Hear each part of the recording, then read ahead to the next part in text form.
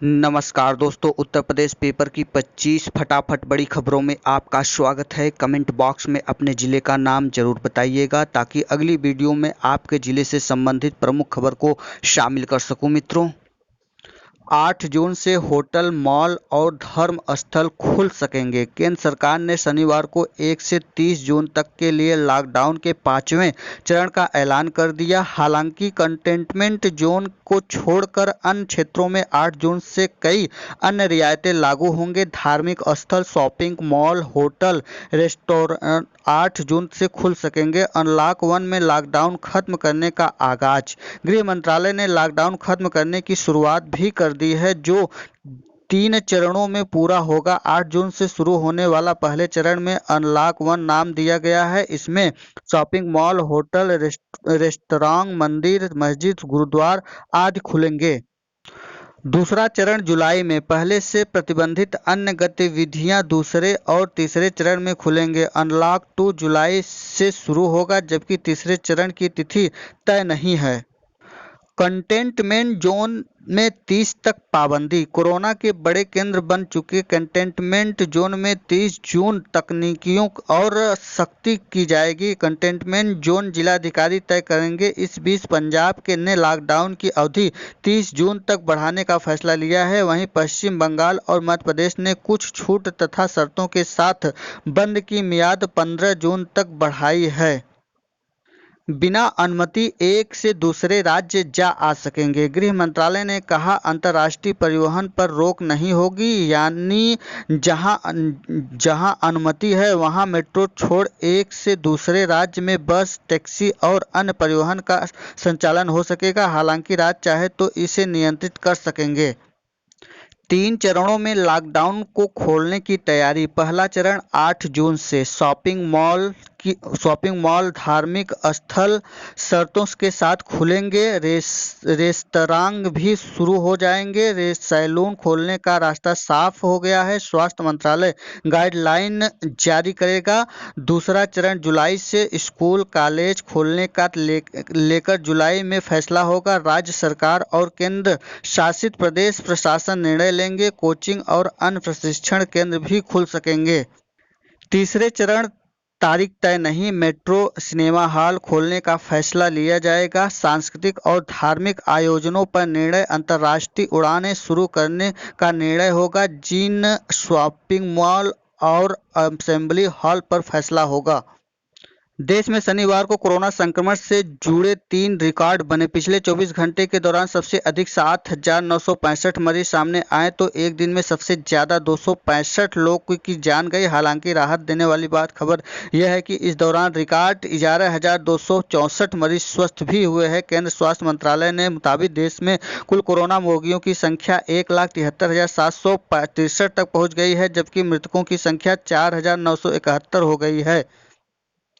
प्रदेश में पिछले 24 घंटे में 262 नए मरीज कोरोना वायरस से संक्रमित पाए गए हैं। इनमें सबसे ज्यादा मामले 83 अमेठी के पाए गए हैं। अब तक 7,701 कोरोना वायरस के पॉजिटिव मरीज को हो चुके हैं। प्रदेश में कोरोना वायरस संक्रमित मरीजों की मौत 213 तक पहुंच गई है। पिछले 24 घंटे में 12 कोरोना संक्रमित मरीज की मौत हुई है। इनमें फिरोजाबाद के 3, मेरठ में 2 व लखनऊ, मुरादाबाद, हापुड़, सिद्धार्थनगर, झांसी, फर्रुखाबाद और एटा में एक मौतें हुई हैं। अब तक 2,068 प्रवासी श्रमिक संक्रमित हुए हैं और शनिवार को 241 मरीज ठीक होकर घर चले गए हैं। अब तक 4,651 मरीज डिस्चार्ज हो चुके हैं।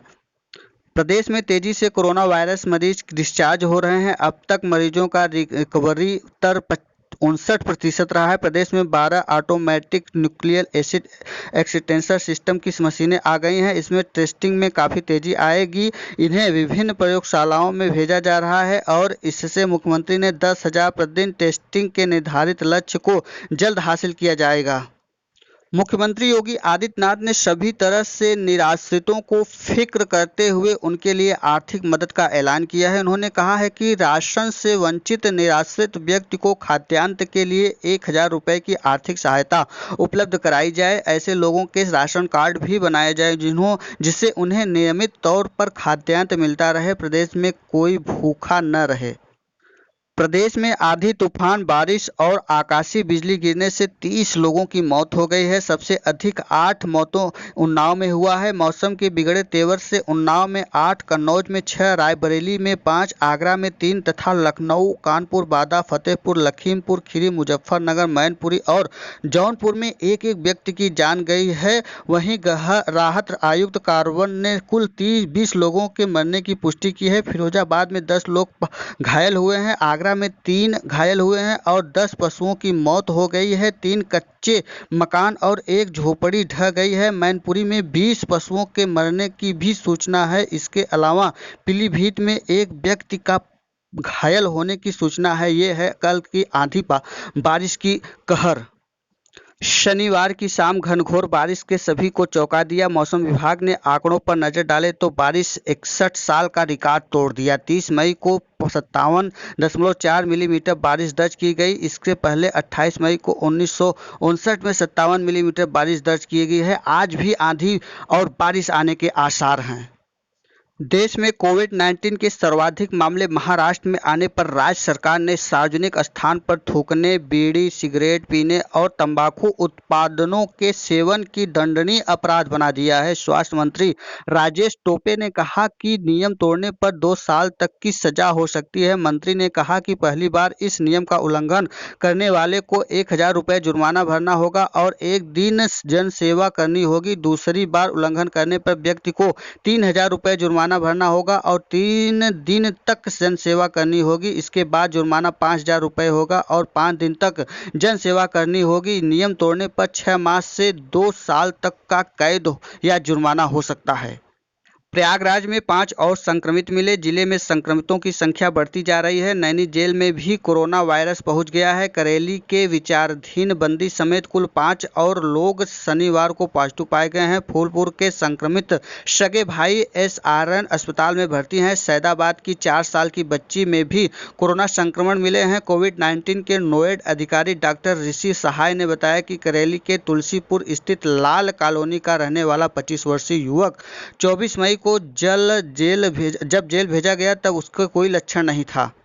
सरकारी राशन की दुकानों से पहले चरण का वितरण सोमवार से शुरू होगा। इस माह 11 जून तक प्रदेश सरकार द्वारा राशन वितरण किया जाएगा। इसके तहत अंत्योदय, मनरेगा मजदूरों व प्रवासी मजदूरों को निःशुल्क राशन मिलेगा। नजूल के समाप्त हो चुके पट्टे भी फ्री होल्ड होंगे। नई नीति में आवंटित जमीन के बगल की जमीन नीलामी पर बेचने की तैयारी। 15% शुल्क लेकर करेंगे जमीनों के फ्री होल्ड। 10% अतिरिक्त लेंगे 2 सड़कों के बीच की जमीन को।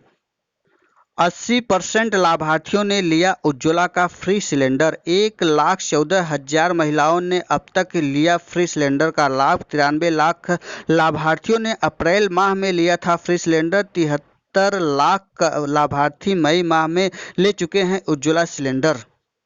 प्रवासी नागरिकों की निगरानी के लिए गठित की गई मोहल्ला समिति कोई कोताही न करे, उन पर कड़ी निगरानी रखते हुए हर संभव मदद भी पहुंचाए। ये निर्देश मंडलायुक्त मुकेश मैत्रास ने मोहल्ले निगरानी समिति की बैठक में दिए। समूह ग भर्ती घोटाले का जिन्न फिर बाहर आया। मामला अभी भी कोर्ट में लंबित है। 8 जून से हाई कोर्ट में खुली अदालत में सुनवाई। वकीलों को ई पास से प्रवेश होगा। गुटखा, पान, तंबाकू का सेवन अपराध माना जाएगा।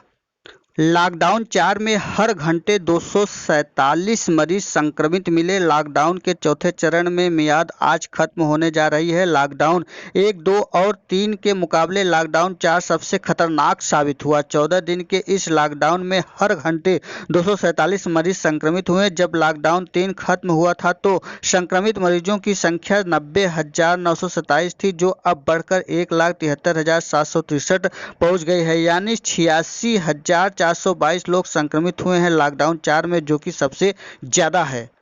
जुलाई से क्रिकेट की वापसी संभव। इंग्लैंड के दौरे पर जाएगी वेस्टइंडीज। टीम क्वारंटीन रहेगी। ये सावधानियां रखनी होगी टीम को। मैच स्टेडियम में बिना दर्शक के होंगे। खिलाड़ियों को जैविक रूप से सुरक्षित माहौल में रखा जाएगा। खिलाड़ी मैदान के अंदर और बाहर सोशल डिस्टेंसिंग का ध्यान रखेंगे। मैदान में खिलाड़ी हाथ नहीं मिलाएंगे। बाल पर लार का इस्तेमाल नहीं करेंगे। 4 में से 1 भारतीय युवा शादी करने से कतरा रहा। असुरक्षा बना कारण। सर्वे के मुताबिक कई साल से साथी की तलाश करने वाले 30 साल से ऊपर के 35% युवा अब शादी नहीं करना चाहते हैं। 19% युवाओं को शादी और बच्चों में रुचि नहीं है और 23 से 39 साल के बीच के। वहीं 8% युवा बच्चे तो चाहते हैं लेकिन शादी करना नहीं चाहते हैं। आर्थिक असुरक्षा बन रही है चिंता का प्रमुख कारण। सही जीवन साथी न मिलने से परेशानी। ज़्यादातर भारतीय युवा सही जीवन साथी न मिल पाने के कारण शादी करने से कतरा रहे हैं। 30 साल के ऊपर की उम्र वाले युवाओं में शादी से दूर भागने की प्रवृत्ति 30 साल से कम उम्र वालों की तुलना में ज़्यादा देखने को मिली है। कई साल से शादी की तलाश करने वाले 30 साल से ऊपर 35% युवा अब शादी नहीं करना चाहते हैं। पटरी दुकानदारों को 10,000 देने पर काम शुरू। अभियान चलाकर छोटे दुकानदारों का कम शुल्क से होगी पंजीकरण। गाजीपुर में 2 श्रमिकों की कोरोना रिपोर्ट पॉजिटिव आई है। 24 घंटे में गाजीपुर में अब कुल मामले 2,514 तक पहुंच गए हैं, जिसमें 69 पॉजिटिव वर्तमान में है और नेगेटिव 2,077 है। अभी 319 लोगों की जांच नहीं हुई है। कोविड-19 कोरोना वायरस की महामारी में प्रभावित गांव रघुनाथपुर भदेवर थाना भूड़कुड़ा तहसील जखनिया में शनिवार को एक कोरोना पॉजिटिव मरीज के मिलने के कारण जिलाधिकारी ओम प्रकाश मौर्य ने उस गांव क्षेत्र को कंटेनमेंट एरिया हॉट स्पॉट के रूप में घोषित कर दिया है। आजमगढ़ में फर्जी आईडी से पोस्ट की अश्लील फोटो, 2 बंदी। आजमगढ़ में इंटरनेट कॉलिंग से लड़कियों को कर रहे थे परेशान। ये था आज का उत्तर प्रदेश पेपर की 25 फटाफट बड़ी खबरें। वीडियो अच्छा लगा हो तो देव एकेडमी को सब्सक्राइब, लाइक, शेयर, कमेंट करना ना भूलिएगा दोस्तों। वीडियो में अंत तक बने रहने के लिए बहुत बहुत धन्यवाद। फिर मिलते हैं नई सूचना के साथ, तब तक के लिए नमस्कार।